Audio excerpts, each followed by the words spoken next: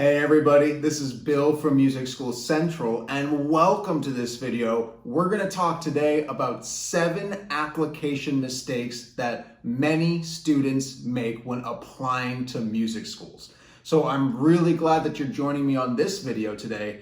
And if you like this video and you like this kind of content, this is actually my 3rd YouTube video. So go ahead and please smash the likes and subscribe. And if enough people are continuously subscribing to this channel and liking these videos, I'll go ahead and upload more videos about music schools and how to get accepted.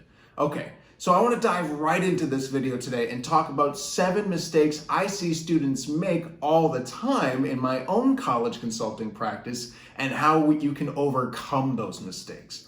So the first mistake that I see students make, and this is one you've probably never heard before, but it's actually really big. It's something that I basically see any student without guidance do, and even many students with their guidance counselors make this mistake as well. So really pay attention to this first one because it's really big.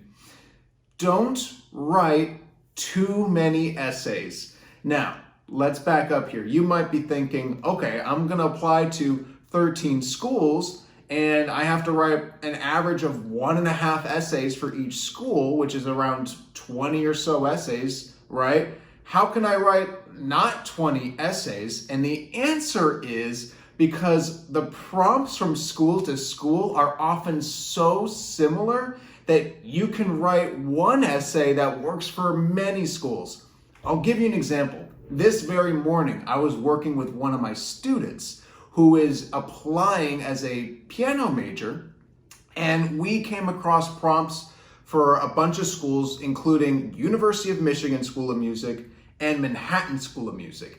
And University of Michigan's prompt said something like, describe your community that which you belong to.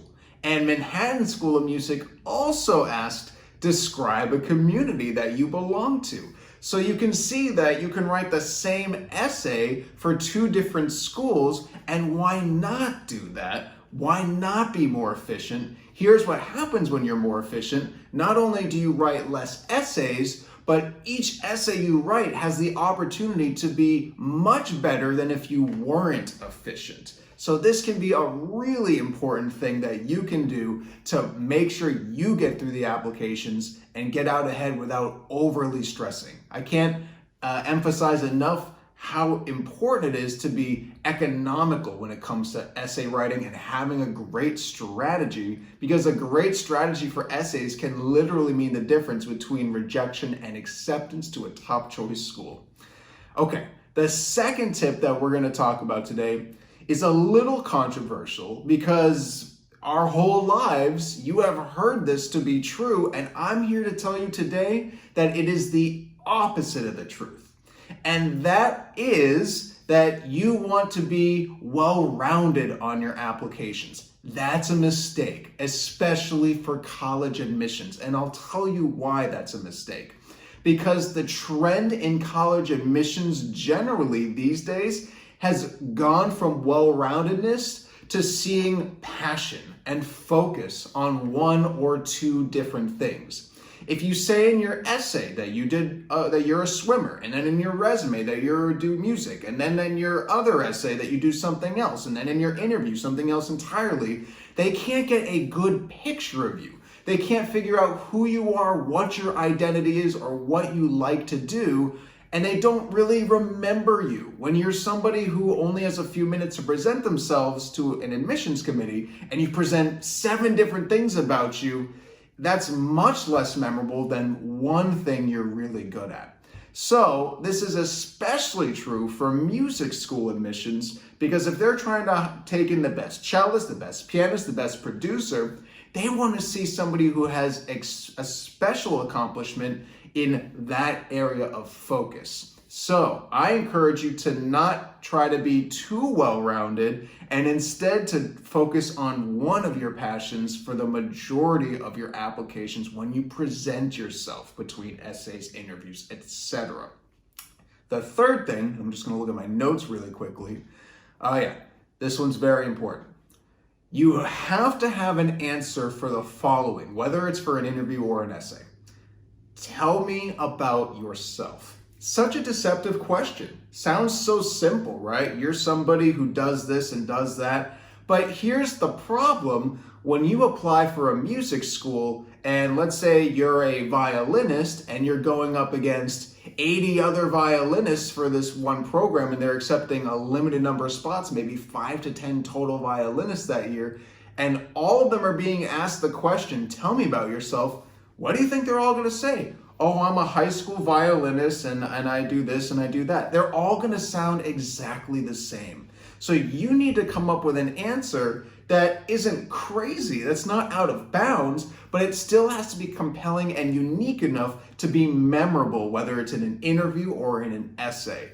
So coming up with a strong answer for that, tell me about yourself, it sounds simple and sounds deceptively simple, but it's actually very important because it's one of the first things somebody asks you, and first impressions really matter in college admissions. The next mistake I see is believing the audition is the only important thing for getting accepted into music school. Let me tell you why that is fundamentally not true. Music schools, if they only cared about the auditions, would only ask for the auditions. But at most programs, that's not true. They also ask for essays and a resume and an interview and applications.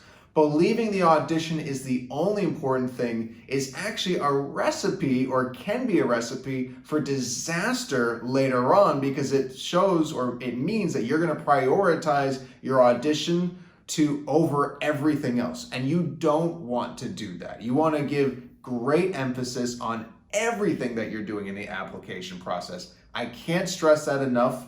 My students who are the most successful not only had great auditions, they also had excellent everything else. The next point is, okay, I'm laughing because I see this one. To me, it's so intuitive to not do this, but I know that lots of students and families make this mistake. I know this because every single client of mine, I correct them for this, and I can only imagine that so many people that I don't work with make this mistake.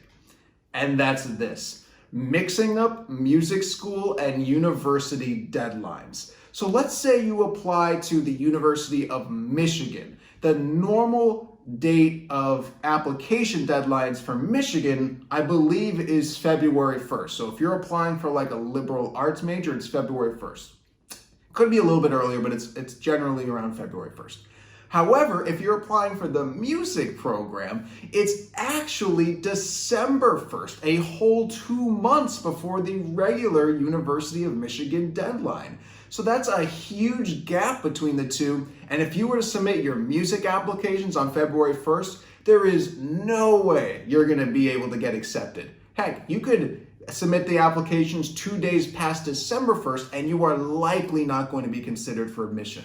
So really getting the deadlines down is extremely important. It sounds like something that's common sense, but believe me, it's not, because many of the university-based music programs have different deadlines for music than for their liberal arts program.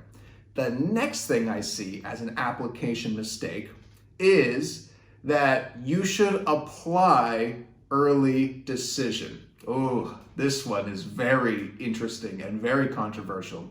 I'll tell you why.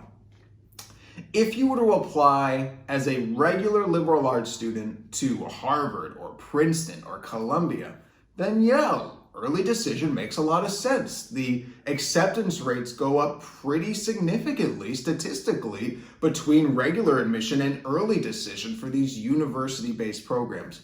But for music, I don't generally recommend early decision for a few reasons. One, it's actually not even offered nearly as often as you might think. Many music programs don't even have early decision.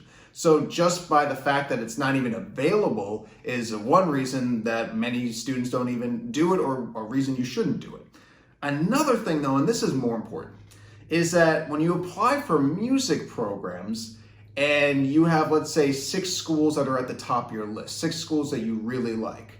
If you apply early decision and get accepted to one of those schools and they don't give you scholarship, it's very difficult to get out of that early decision, because early decision is binding. If you apply early decision to a school, you have to go. You have to go as part of the contract for choosing early decision. However, if you apply to 6 schools regular decision, you have time to really measure the differences in your scholarship awards and really make the best decision for what school is going to be the best for your future. And there's one other reason that you should generally not apply early decision for music schools, and that's this: you'll have more time to work on your auditions and other materials for the schools. So if you did an early decision for a school audition deadline and you had to do your audition November 15th, and if you had a regular decision one, you might have to do your audition on February 15th. Well, there's a 3-month delta right there. And in that 3 months, you could have really used that time to improve your repertoire and your music theory, your ear training, your sight reading, all the things that you're going to be expected to do in an audition. So, because of the extra time that's available, plus being able to measure your scholarship choices, I generally don't recommend early decision for music students, as you may fare better if you were to do regular decision. There's a couple programs where I would change my mind specifically about those programs, but generally that is my advice.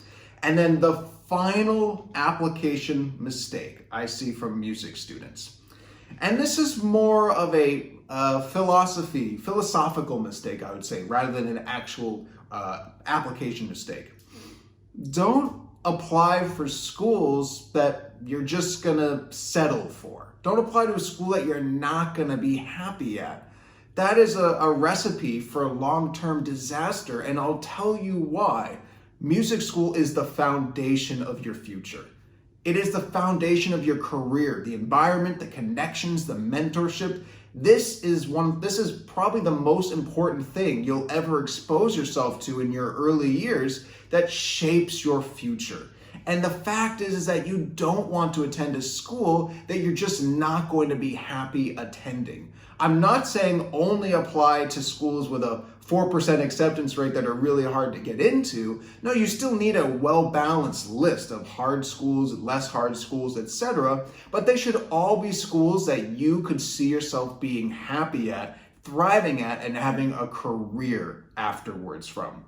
You really want to make sure that you get this right. I don't believe in the concept of applying to a school just because you think you're going to get accepted and that's that. You should only apply to schools that you really like and believe are going to help you in your future musical career. And that's extremely important. So don't make the mistake of just applying to a school because somebody told you to, or you feel compelled to just take a safe school that you didn't ever like. It's good to have safe schools, but ideally you should have safe schools and match schools and reach schools, all 3 of which that you really want to attend.